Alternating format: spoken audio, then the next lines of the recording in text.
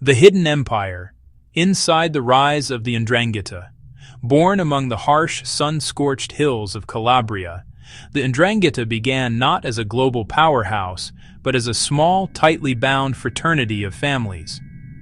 What started as a local brotherhood, sworn to secrecy, loyalty, and blood, would one day evolve into one of the most powerful criminal empires on Earth. For decades, they have moved like shadows. Their empire now stretches far beyond Italy's borders, commanding the global cocaine trade and controlling key routes from Latin America to Europe. Behind their quiet anonymity lies a staggering fortune, more than 50 billion euros each year.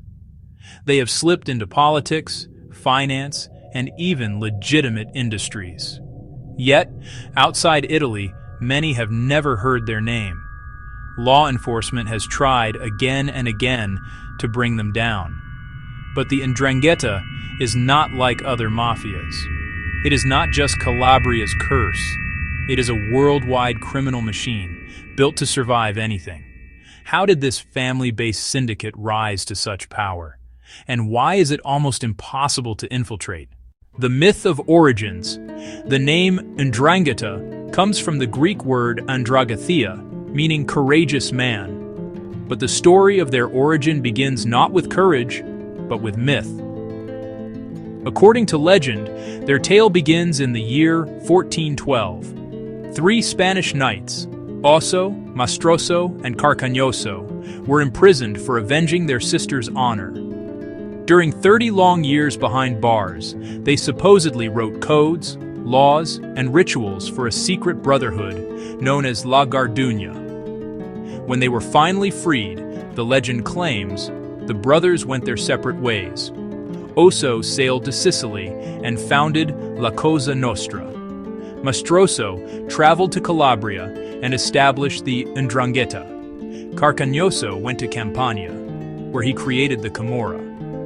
It's a story told to generations of Calabrian men, one that makes their dark fraternity sound noble, ancient, and righteous. But historians doubt its truth. The myth is less history than recruitment propaganda, a romantic lie designed to lure young men searching for purpose and belonging. The real roots of the 'Ndrangheta are far less poetic. The birth of blood and power. The organization likely emerged in the early 19th century before Italy's unification, inside Spanish-run prisons scattered across southern Italy. Within those cells, small criminal sects began to organize, enforcing religious contributions, running gambling rings, and extorting fellow prisoners. When those convicts were released, they carried the same codes of secrecy, loyalty, and blood into the hills of Calabria. What started as a loose prison brotherhood became a network of family clans. Over generations, the 'Ndrangheta's power grew quietly, and its foundation never changed. To join, one must be born into it. Each family, or Ndrina, is bound by blood. A child of a member is called a giovane d'onore, a young man of honor. Outsiders can be accepted, but rarely. Within every community, several families are grouped together to form a locale. Each locale is ruled by a capo locale, a boss who handles both the clan's business and its internal disputes. He is advised by a consigliere who oversees finances and a crimine who manages enforcement and violence.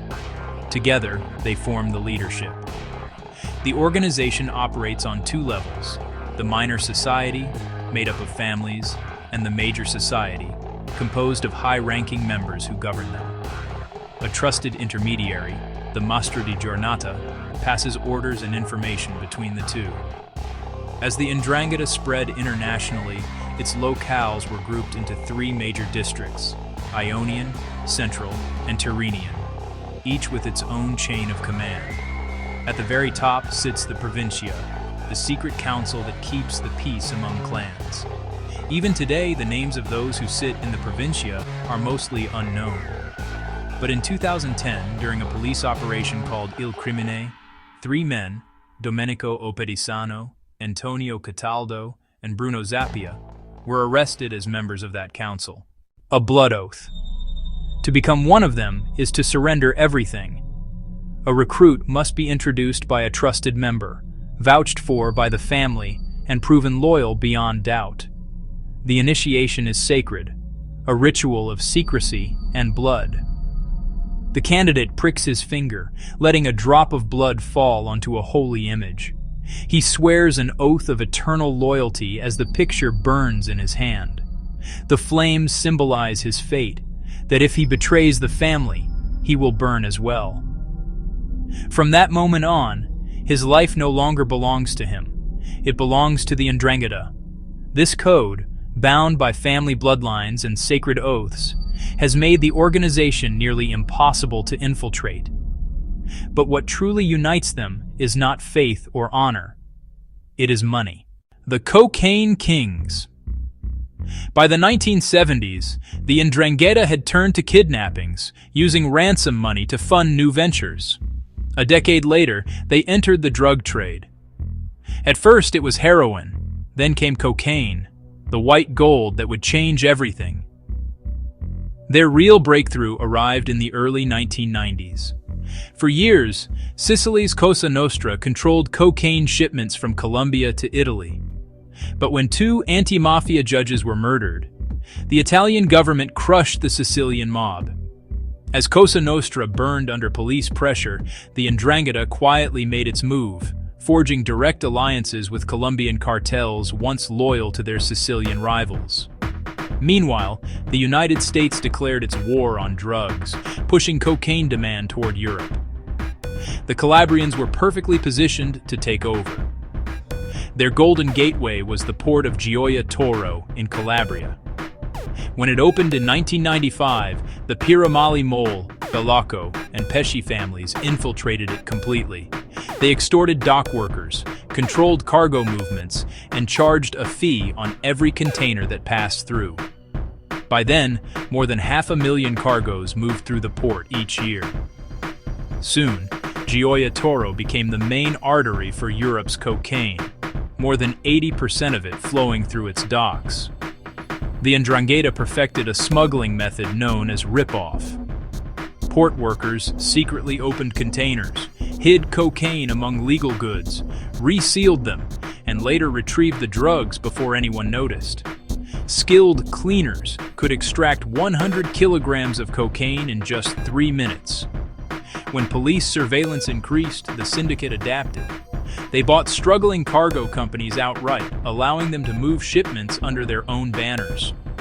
Between 2011 and 2014, more than 50 tons of cocaine passed through Gioia Tauro. With purity levels as high as 90%, the profits were astronomical. Tens of billions of euros a year. For every drug bust, 9 more shipments slipped through unnoticed. Silence, betrayal, and blood. The 'Ndrangheta's greatest weapon is silence. Members do not talk. Families do not betray.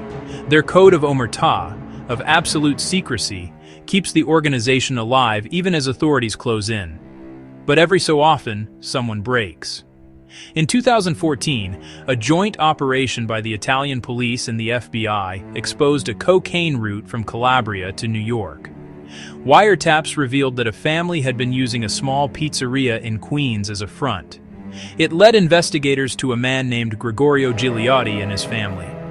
2 months later, police seized a shipment of 260 kilograms of cocaine. Other operations followed, most notably in 2020, when more than 550 officers in France and Italy launched coordinated raids against 'Ndrangheta networks. Yet these victories come at a terrible cost. Take the story of Maria Chetta. Born into a mafia family, she suffered years of abuse at the hands of her husband and relatives. When she could no longer bear it, she fled and became a police informant. She revealed weapons caches, extortion networks, and even details of multiple murders. But in 2011, she returned home to retrieve her children, against police advice. Her family captured her. They beat her, tortured her, and forced her to drink an entire bottle of muriatic acid. It took her days to die. Very few survive turning against the 'Ndrangheta. Those who do, like Giampaolo Pesce, spend the rest of their lives hiding, isolated, terrified, and forgotten. The empire's future. The 'Ndrangheta's reach now extends far beyond Calabria. Some of their successors no longer carry guns. They wear suits. They become lawyers, bankers, and politicians, bridging the underworld with the institutions that are supposed to fight it. But no empire lasts forever.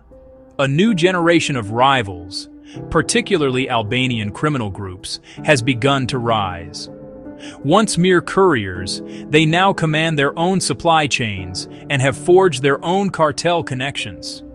Many believe they could soon challenge the Calabrians for dominance. The 'Ndrangheta doesn't seem worried. In their world, there is always more than enough to share. When profits reach into the tens of billions, there is room for everyone at the table. The cocaine trade is too vast for one family to own it all. But as long as there is money, secrecy, and blood, the shadow of the 'Ndrangheta will remain.